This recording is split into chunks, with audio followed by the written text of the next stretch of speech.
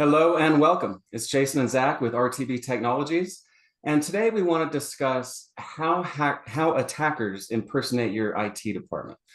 And to illustrate this, I want to start with a scenario, right? So I want you to picture yourself, your office, you're at work, at your desk, and then all of a sudden you get a call through Teams on a weekday afternoon. And it's IT, and they're saying there's a problem with the account. They said somebody was trying to log in from overseas. And if it's not dealt with in the next few moments, the account would be locked automatically. The caller is calm, professional, maybe a little bit of urgent, but definitely not panicked. He knows the name of your company, your department, and just needs to verify a few things.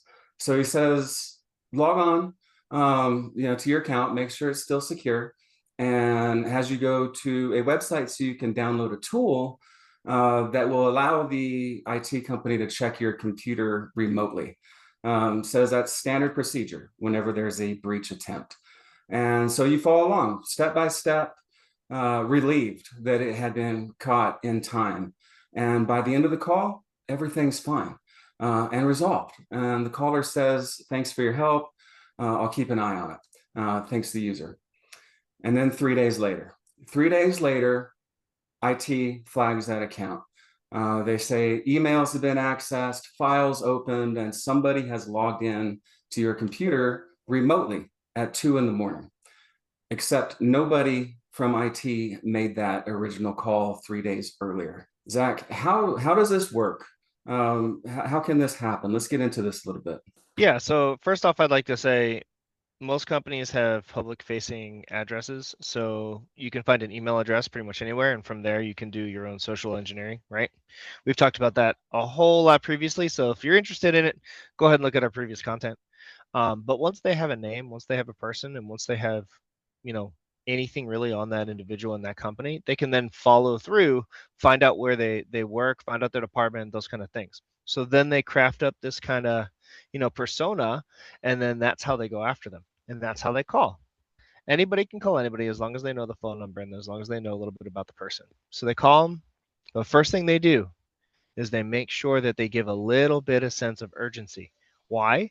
Because as a good employee, I want to make sure that my stuff's safe, right? I want to make sure that my company is safe and there's nothing going on and nothing can be brought back to me or I'm doing something wrong. So, of course, you're going to be super helpful with them and try and do exactly what they want you to do. Now, this is where it takes a little bit of training to really understand what you should be doing, right? Because as you said, Jason, they're going to try and have you either download something or go to a specific URL or give them access in some manner. Right. So, I mean, overall, there is a very predictable pattern that they use yes, for this type of attack. exactly. And again, it's they call, they know you, they have information, then they give you a sense of urgency that something happened and they need direct access right then and there, urgency again, to fix this so that you don't have to worry about it, right? Because everybody again wants it taken care of right then and there and they don't want to wait. So from there, what you should do is immediately say, okay, cool, hang up, call the known number for your IT support. This is the number one thing you can do in order to circumvent this. As long as you call your actual known number or actual known people, 10 times out of 10, you're going to stop this attack. It's going to stop right there and then you're going to be done, right? But again, a lot of people, urgency, very convincing because they know a lot of information. They can get sucked into the whole thing and then that's kind of how it goes. Right. Right. And also, along with that pattern, they generally want you to download something or click on something. And real IT support doesn't work that way. A professional IT staff or company is going to already have that access. So they're not going to need you to download anything. Yeah, exactly. So we're speaking as RTB. We're already going to have access to your machine. We're going to be able to see everything from the back end. We're going to have our security tools. So we're already going to have a bead on what's going on.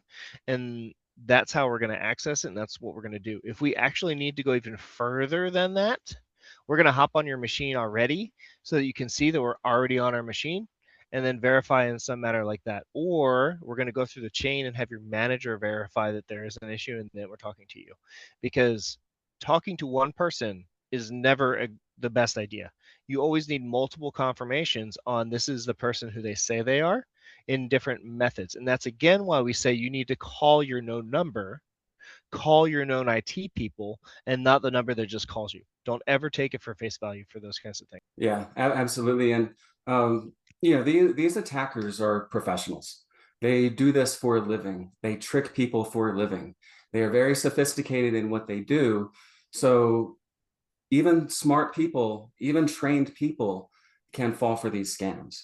So, if you end up accidentally clicking something or give them some kind of access, do the same thing that Zach just said. In the call that known number, call IT, let them know what happened. Because the sooner that you can explain what happened, the more damage you can limit, right? We're always talking about limiting that blast radius. So it's better to be forthcoming, get ahead of that. This type of news is not like fine wine. It does not get better with age. So with that, I hope everybody stays safe out there, stay vigilant, and we'll see you next time.